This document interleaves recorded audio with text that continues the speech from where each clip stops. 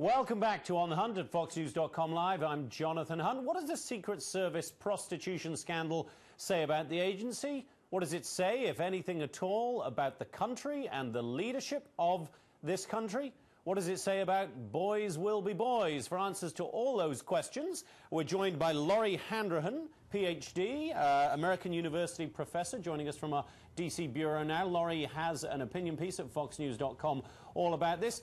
Lori, let's start with, I guess, the biggest issue of those. Does this say anything about the country and the leadership of the country? Hi, Jonathan. Yeah, thanks so much for having me on.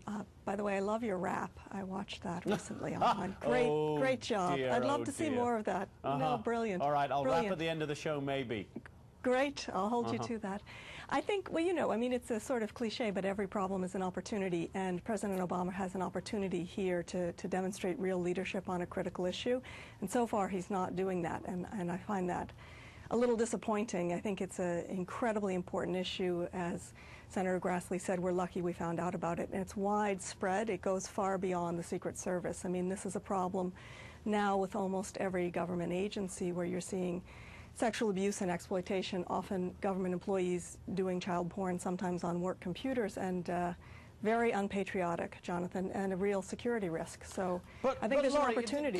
Can we really say that this is about the president? I mean, I think everybody looking at this scandal will probably say, were it not for this dispute over how much this particular hooker was going to be paid, we would never have found out about it, and that is probably exactly what has happened on thousands of Secret Service assignments because boys will be boys, unfortunately.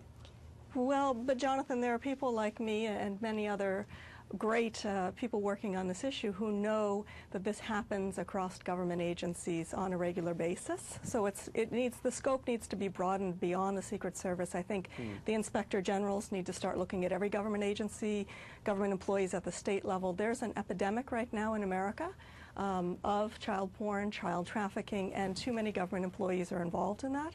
So I think that people do know about this, and I think the president has an opportunity to broaden the scope. So Lori, you're not saying it's specifically political. It's been going on for a long time. This is not about which the individual is sitting in the White House at any particular time.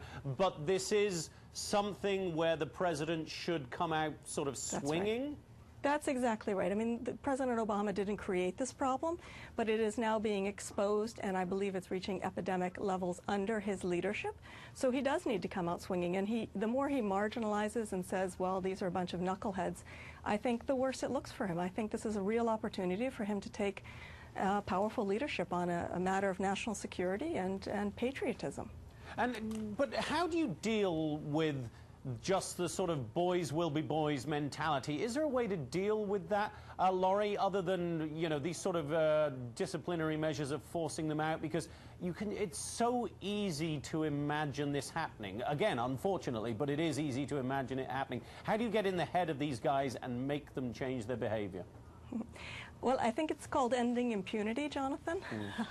I mean, I think it's creating a culture where we follow the U.S. Constitution and we follow the rule of law, and we take our oath of office very seriously if we're serving as a government employee.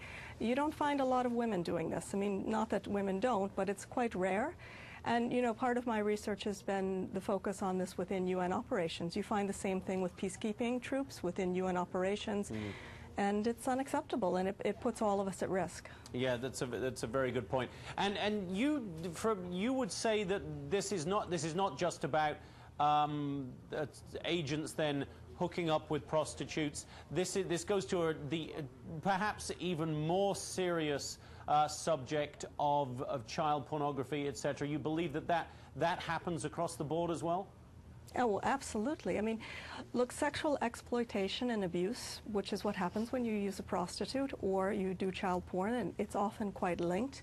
You know, that's the domain of organized crime, and I think the #1 security risk right now for America and probably for peace-loving nations around the world is the scope of organized crime.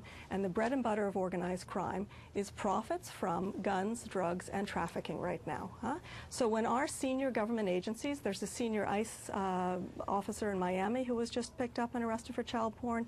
As I said in the opinion piece that Fox published, I'm very grateful that you were willing to sort of start the dialogue, the national dialogue on this issue, you type in any government agency, Pentagon, State Department, Department of Education, TSA, and then you put arrested for child porn afterwards, and you're going to see many of our government employees being arrested for doing this. Child porn is somebody who is getting off on watching a child be tortured. That's somebody's child on the other end of that screen. And when you're a government employee, you're being paid by taxpayer money, and you're doing that on government and computers, you're opening up the U.S. government to organized crime. So it's a very serious problem that goes far beyond boys will be boys.